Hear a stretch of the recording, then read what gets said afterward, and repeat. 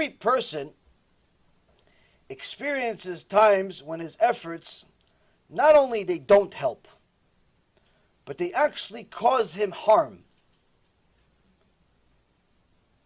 In this way, Hashem teaches us that all success comes only from Hashem.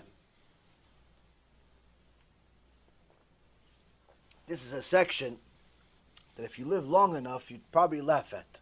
Why? Because it happened to you a bunch of times.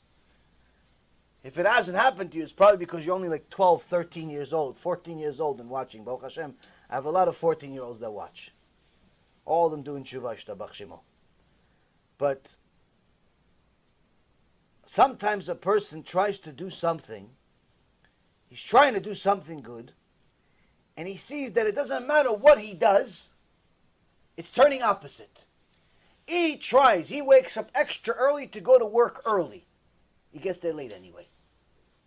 On the way to work, flat tire.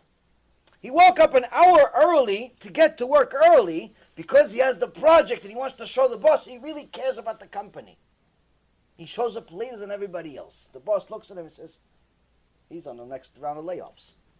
He really wanted to come early. It happens. It happens. He says, you know what? I'm going to give this customer a discount without even telling him. I'm going to give him a discount without even telling him. I'll do something good. He gives the customer a discount. Customer calls him. Says, listen, I think I'm going to leave. Why? Why are you leaving?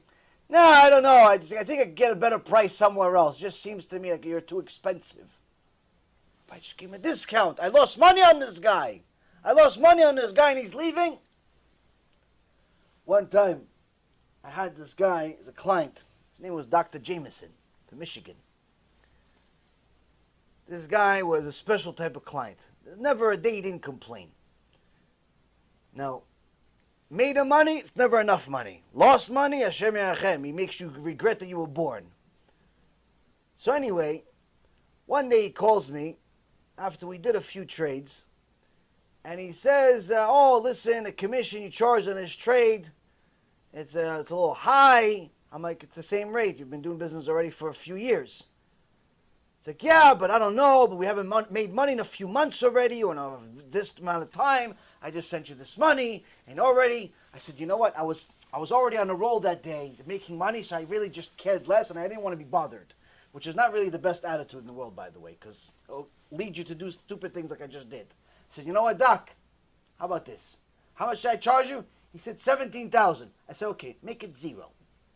Okay, I'm going to refund you $17,000 right now, okay? Oh, wow, that's great, thank you. All right, thanks, click. I refunded him $17,000. One of the dumbest things you could possibly do. Why? He didn't ask for a $17,000 discount. He asked for maybe $500 less. $1,000. Me, because I was just like, you know what, just leave me alone. Leave me alone already. Here, take $17,000. I paid a guy $17,000. $17,800, I think it was even.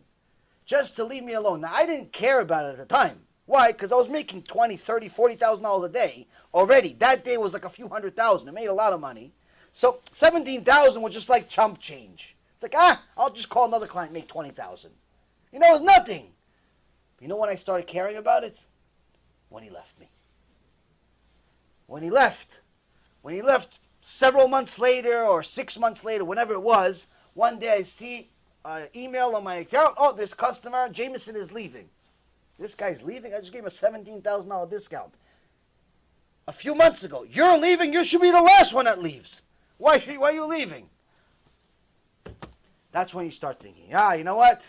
At least if I would have made the money off of him, it would have been, at least I made the money. It was worth it. Okay, I serviced the guy for X amount of time, X amount of years, and at least I got paid. Okay, you left, but at least I got paid. Now you worked for free for 3 years. But that's also lack of patience, lack of midot, and that's what happens. So you think that you're doing good, and Hashem says, you thought you're doing a good thing? I'll show you not only that you're wrong, I'll show you that the only way that anything good can exist in your life is if it's for me. Now everything is from Hashem, regardless of whether you recognize it or not. But you could only identify it as good and enjoy the good if you could identify the source of it.